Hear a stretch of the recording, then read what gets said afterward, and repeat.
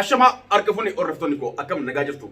Har'a wanta tokko isin qabadee dhufe qophii addaa tokko isin qabadee dhufe qophiin kun hunda keessanuu isin bashannansiisa jedhee abdii qaba.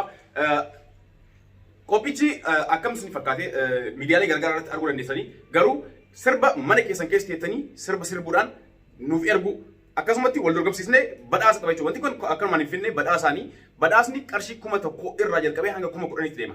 Yeroo jalqabaatti 1000 irraa jalqabnee 3,000, 4,000, 5,000 jedhaatti deemnee hanga 10,000tti deema. Hunda keessaniifuu namoota challenge kanarratti injifateef biyya kamuu jiraadhu baankiidhaan siif ergama. Akkasuma immoo biyya Masrii kan jirus akkasumatti kennamaaf jechuudha. Badhaasichi maallaqni paawundii biyya Masriiti. Paawundii biyya Masrii 1,000 irraa jalqabee hanga 10,000tti deema. Kanaaf hundi keessanuu mana keessan keessatti sirba dandeettan dalaguudhaan keessaan nuuf ergitan gara WhatsApp fi Telegiraamaan jechuudha. Asumarratti uummanni keenya ilmaan Oromoo hangam aartii Oromoo irratti hubannoo qaban hangam aartistoota Oromoo dhaggeeffatan kan jedhurraa madaaluudhaa fi asumaan laaluudhaa fi akkasuma immoo wanti kun badhaasa qabaa isinis bashannansiisaa akkasuma immoo badhaasa argata jechuudha.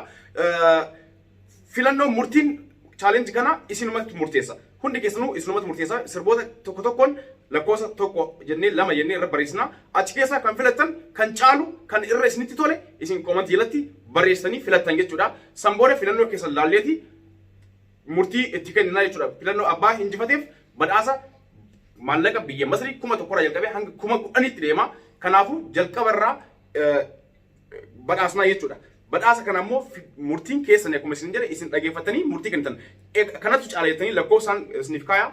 Viidiyoo hundarrattuu lakkoofsa isiniif kaaya. Lakkoofsaan wanta san kanatu caalaa isatu caalaa jettanii barreessitanii achiin booda badhaasnaa jechuudha. Kanaafuu hundi keessanuu irratti hirmaadhaa. Eessa jiraadhu biyya kamuu jiraadhu muuziqaa taayitii viidiyoo kwaalitii qabu garuu viidiyoo qulqullina qabu dalagaati nuuf ergaa poost goonaa achirratti nama injifateef badhaasa kenninaa jechuudha.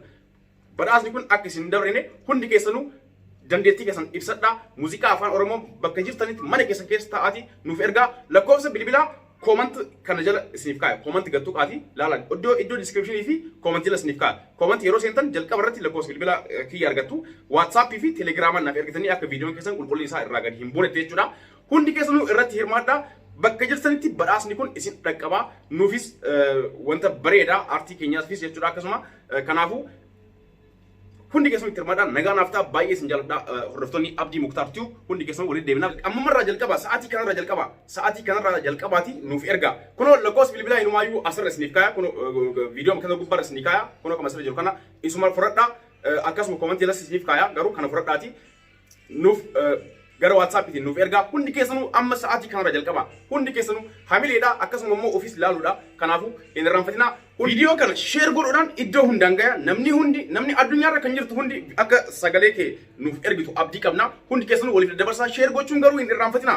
Akkasuma immoo like tuquun hin irraanfatinaa yeroo gadhiisan koomantii jalatti filannoo keessan isinuu ni beeytanii abbaa isin gammachiise abbaa irra bareeda ta'e ni beeytanii hundi keessanuu isa nuuf ergaa nuuf barreessaa koomantii jalatti bal'inaan walitti deebinaa akkasumatti isinis yaalaa hundi keessanuu atis isinis innis hundi keetu yaala yaabo hundi keessanuu ammuma irraa jalqabaa ammuma irraa sa'aatii kanarraa baay'ee nagaa turaa.